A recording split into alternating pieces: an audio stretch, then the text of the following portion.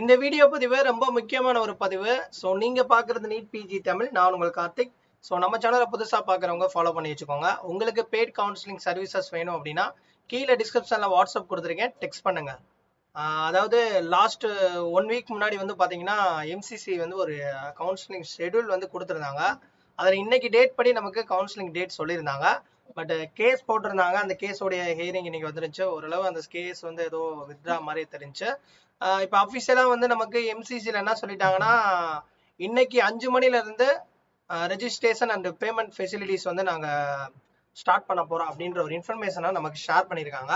Candidates are here be informed that the registration and payment facilities for round 1 of PG counseling 2024 will start by 5 PM of 29/2024. இன்னைக்கு evening வந்து சொல்லிட்டாங்க. But ஏற்கனவே விட்ட அந்த counselling ஸ்கெடியூல்ல நிறைய changes இருக்கும். அதனால the detailed schedule of PG counseling 2024 will be updated soon.